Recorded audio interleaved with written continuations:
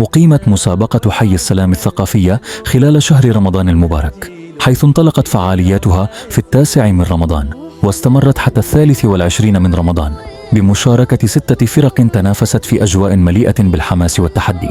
وقد هدفت المسابقة إلى إثراء المعرفة العامة وتعزيز الروح التنافسية بين المشاركين.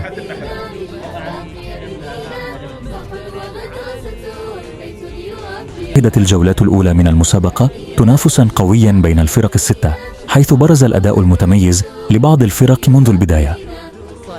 وواصل المشاركون التحدي عبر مراحل متعددة شملت أسئلة متنوعة في مجالات التاريخ، العلوم، الأدب، القرآن الكريم والرياضة.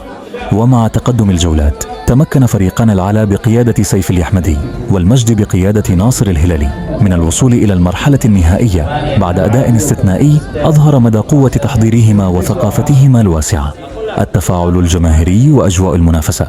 حظيت المسابقة بمتابعة كبيرة من أهالي حي السلام الذين حرصوا على تشجيع الفرق المتنافسة ودعمهم طوال المراحل المختلفة. كما تميزت المنافسة بالروح الرياضية العالية بين المشاركين، فيما قامت لجنة التحكيم بإدارة الفعاليات بحيادية تامة، ما ساهم في تحقيق العدالة بين الفرق. وقد ساهمت مسابقة حي السلام الثقافية في نشر المعرفة وتعزيز أواصر المحبة والتعاون بين أبناء الحي، مما يجعلها تجربة ناجحة تستحق التكرار في الأعوام القادمة.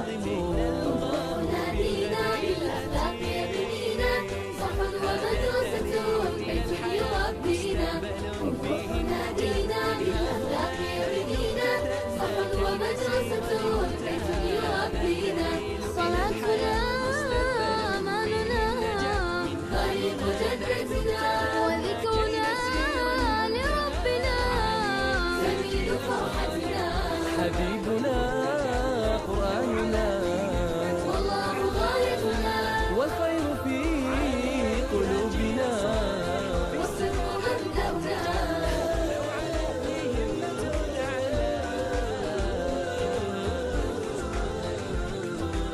تقودنا هممه تسودنا قيمه والبذل شيمتنا والجود والكرم تقودنا هممه تسودنا قيمه والبذل شيمتنا والجود والكرم.